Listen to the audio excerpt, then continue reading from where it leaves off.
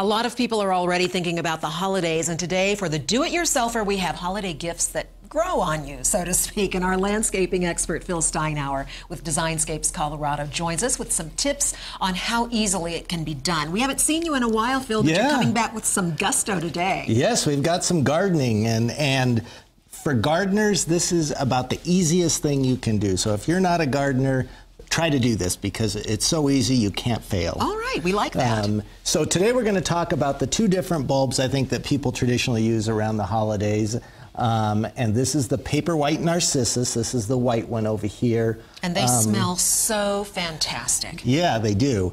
And these are so easy. You can grow them like this one over here on the end in just straight water with some glass beads or gravel, or else you can plant them in soil like this.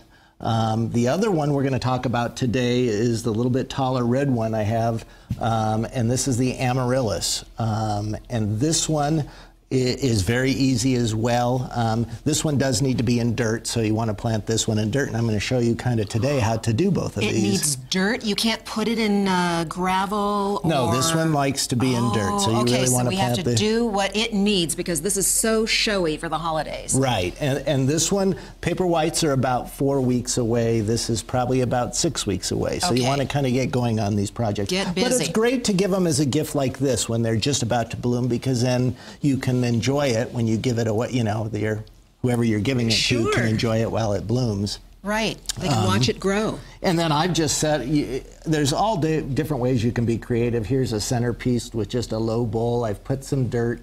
I've put a bunch of paper whites in the middle, and then just put some sphagnum moss kind of right around the end there. And then just line up your pine cones. That's a really clever way to display that, Phil. I've never seen that done before. And these are paper whites, you say? And these are paper whites in the middle as they come up. Another way you could do that is instead of the sphagnum moss, you could put a little ryegrass seed in the middle, and that'll come up in a week or so and make a great display. But you want to keep these, as a general rule, you want to keep them in a sunny location or they'll tend to stretch to the light. So keep them in a sunny, cool location. 4 weeks for the paper whites and about 6 to 8 weeks for the amaryllis. All right. And they're super simple. Here's the paper white bulb, and we're just going to stick these, and I like to crowd them in there. I'm going to tilt this so our camera can see exactly how you're doing that. And you just really want to stick them. It's no problem that they touch, and that just kind of anchors them. And then you want to put a little bit of dirt over the top. You just want to leave about 1/3 of the top showing, and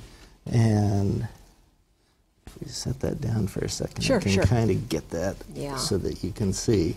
But that's about as good as you want to do it. And paper whites need a lot of water, so do not. One of the things, you can't really overwater a paper white. So make sure you have a saucer under there to catch the drips. And you can plant it, like I say, in dirt or gravel. All right. And the amaryllis? Amaryllis is pretty close to the same way. You want to get that in the dirt. They have a nice long root, and again, you want to get it so that just the top part of the crown, I probably can't see that, but you want to get it where you see it, just the top part of the crown. And again, for a great display, put 2 or 3 of these in a bigger pot. They actually don't need a lot of room. You can put them in a container this size would be fine for one. And just keep that soil moist? This one, let it dry out. The paper whites, you can't, like I say, overwater, like it evenly moist. The amaryllis, you want to just water it like a normal house plant.